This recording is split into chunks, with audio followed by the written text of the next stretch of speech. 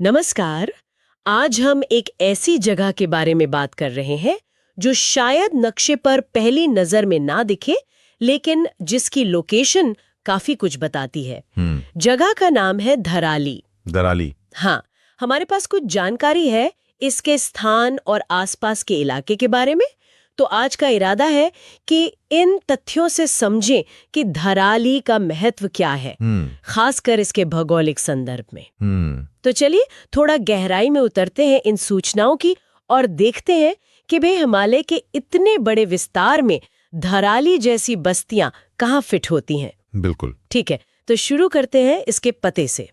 धराली ये है कहाँ आखिर? स्रोत बताते हैं कि ये जगह उत्तराखंड में है।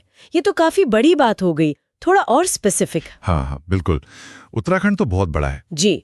जानकारी इसे और सटीक करती है। स्रोत के अनुसार धराली उत्तराखंड के उत्तरकाशी जिले में है। अच्छा, उत्तरकाशी जिला। जी। और इससे भी अहम बात, ये ऊपरी भागीरथी घाटी में पड़ता है। ऊपरी भागीरथी घाटी, इस शब्द अपने आप में मतलब कुछ भारी लगता है। ऊपरी का मतलब शायद ऊंचाई से है और भागीरथी घाटी ये तो गंगा जी से जुड़ी है। हाँ, आपने सही पकड़ा।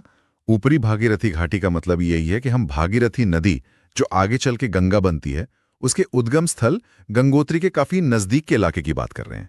ओके। ये घाटी का वो हिस्सा है जो ज्यादा ऊंचाई पर है, मतलब हिमालय के और अंदरूनी हिस्से में। तो धराली सिर्फ उत्तरकाशी जिले में नहीं बल्कि उस क्षेत्र में है जिसे पवित्र माना जाता है और जो भौगोलिक रूप से भी थोड़ा चुनौतीपूर्ण है। तो मतलब ये कोई ऐसी वैसी लोकेशन नहीं है। ये महत्वपूर्ण सांस्कृतिक और भौगोलिक गलियारे का हिस्सा हुई। बिल्कुल बिल्कुल, एक बहुत ही सिग्निफिकेंट कॉरिडोर है ये। दिलचस्प। तो ये एक ऐसे क्षेत्र में है जिसका धार्मिक और भौगोलिक दोनों तरह का महत्व है। अच्छा, स्रोत में इसके आसपास की कुछ और जगहों का भी जिक्र है, हर्षिल और गंगोत्री। हाँ, ये नाम तो सुने हुए हैं, गंगोत्री तो खासकर। धराली का इन जगहों से क्या कनेक्शन है, क्या रिश्ता है? ये जानकारी धराली की लोकेशन को और भी साफ कर देती है। स्रोत बताते हैं कि धराली इन दोनों जानी मानी जगहों के ठीक बीच में है। बीच में कैसे? मतलब ये हर्षिल से लगभग 3 किलोमीटर नीचे की तरफ नदी के बहाव की दिशा में, जिसे हम डाउनस्ट्रीम कहते हैं। अच्छा, डाउनस्ट्रीम। हाँ, और गंगोत्री से करीब 20 किलोमीटर पहले। ओह, सिर्फ 3 किलोमीटर हर्षिल से और 20 किलोमीटर गंगोत्री से पहले। ये दूरी तो अपने आप में काफी कुछ कह रही है। हाँ, बिल्कुल। हर्षिल को तो हम जानते हैं उसकी सुंदरता, सेब के बागानों के लिए, है ना, एक तरह का शांत खूबसूरत ठिकाना। और गंगोत्री वो तो 4 धाम में से एक, मां गंगा का उद्गम, एक बड़ा तीर्थ स्थल है। जी। तो धराली इन दोनों के बीच में एक तरह से पड़ाव हुआ। एग्जैक्टली। यही इसकी लोकेशन को रणनीतिक यानी स्ट्रेटेजिक बनाता है। आप सोचिए जरा, एक तरफ हर्षिल की वो शांति, वो नजारे, और दूसरी तरफ गंगोत्री का वो विराट आध्यात्मिक केंद्र और तीर्थ यात्रियों का वो प्रवाह। हाँ। धराली इन दोनों दुनियाओं के बीच में बसा है। गंगोत्री जाने वाले यात्रियों के लिए या वहां से लौटने वालों के लिए ये एक जरूरी स्टॉप हो सकता है। 20 किलोमीटर पहाड़ों में तो काफी होता है ना? अरे बिल्कुल, खासकर अगर आप पैदल चल रहे हैं या धीरे चलने वाले काफिलों के साथ हैं।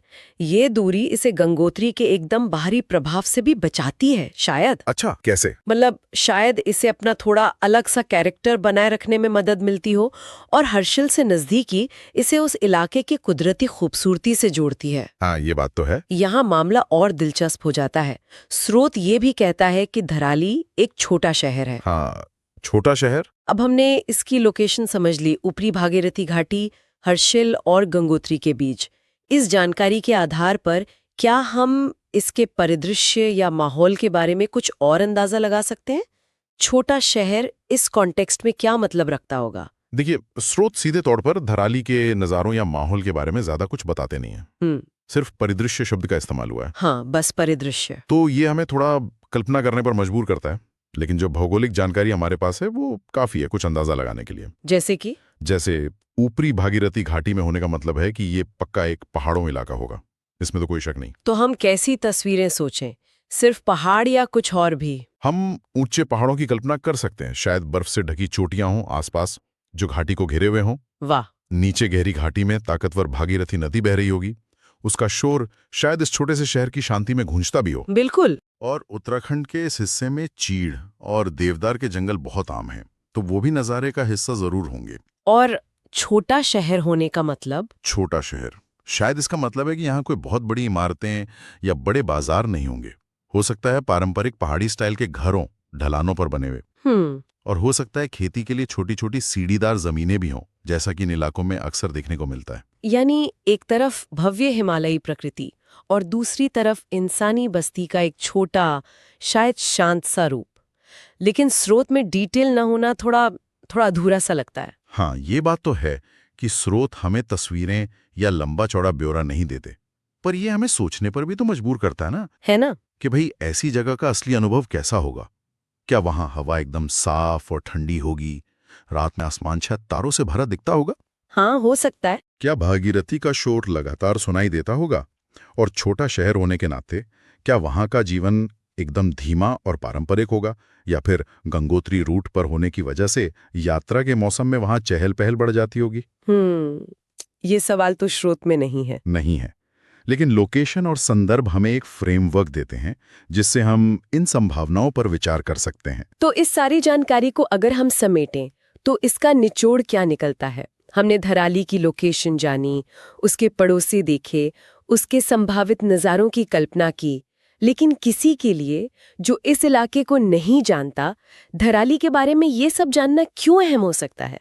मतलब व्हाट्स द टेक अवे? देखिए, निचोड़ ये है कि धराली भले ही एक छोटा शहर है, पर यह भौगोलिक और सांस्कृतिक रूप से एक बहुत ही महत्वपूर्ण जगह पर है। अच्छा? ये ऊपरी भागीरथी घाटी में है, जो अपने आप में से एक खास पहचान देता है। उत्तरकाशी जिले का हिस्सा है, और सबसे जरूरी, ये हर्षिल की खूबसूरती और गंगोत्री की आध्यात्मिकता के बीच एक स्ट्रेटेजिक पॉइंट पर है। तो इसका महत्व सिर्फ नक्शे पर एक डॉट होने से कहीं ज्यादा है। निश्चित रूप से इसका महत्व इसकी कनेक्टिविटी में है। ये उस रास्ते पर है जहां नेचर लवर्स जो हर्षिल जा रहे हों और तीर्थयात्री जो गंगोत्री जा रहे हों, दोनों गुजरते हैं। हाँ, ये तो है। और ये हमें याद दिलाता है कि बड़े और मशहूर ठिकानों के बीच अक्सर ऐसी छोटी बस्तियां होती हैं जो उस पूरे इकोसिस्टम के लिए जरूरी होती हैं। ये सिर्फ रास्ते के पड़ाव नहीं होते, बल्कि ये उस इलाके के सामाजिक, सांस्कृतिक और शायद आर्थिक ताने बाने का भी हिस्सा होते हैं। इनका छोटा होना इन्हें गैर जरूरी नहीं बनाता, बल्कि शायद एक अलग तरह का महत्व देता है। हाँ बिल्कुल, शायद एक मानवीय पैमाने का अनुभव देने वाली जगह जो बड़े केंद्रों की भीड़-भाड़ से अलग हो। ये एक बहुत जरूरी बात है। अक्सर हम बड़ी जगहों के चक्कर में इन छोटी लेकिन अहम कड़ियों को भूल जाते हैं।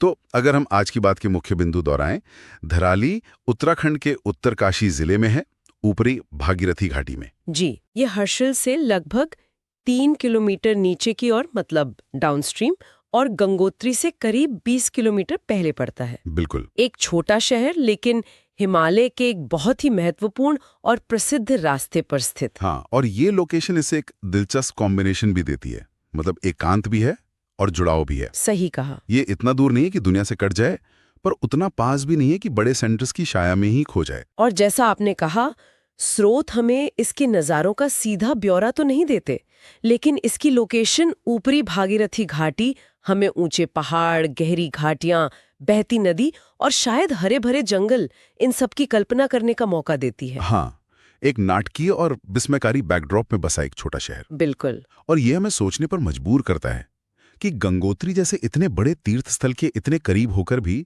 धराली जैसे छोटे शहर की अपनी पहचान क्या होगी।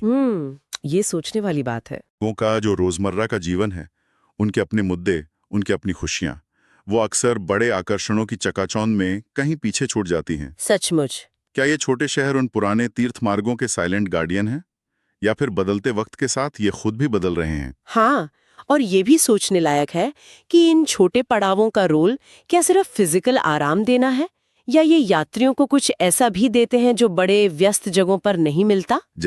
जैसे शायद स्थानीय लोगों से बात करने का मौका, या प्रकृति के साथ थोड़ा ज्यादा गहरा कनेक्शन, या पारंपरिक जीवन की एक झलक। ये छोटी बस्तियां अक्सर उस इलाके की आत्मा का एक अलग पहलू दिखाती हैं। क्या पता इन प्राचीन रास्तों पर बसे ये छोटे शहर क्या अनदेखी भूमिका निभाते होंगे। शायद वे स्थानीय इकोलॉजी के ज्ञान के भंडार हों, या उन कहानियों को सहेजे हुए हों जो मुख्य धारा के इतिहास में दर्ज नहीं है। बिल्कुल। कभी-कभी असली खजाने मशहूर जगहों की यात्रा के दौरान रास्ते में पड़ने वाले ऐसे ही अनजाने मोड़ों पर मिल जाते हैं। इन स्रोतों से धराली के बारे में मिली जानकारी पर यह गहरी बातचीत वाकई काफी रोचक रही। हाँ, काफी दिलचस्प। आज के लिए बस इतना है।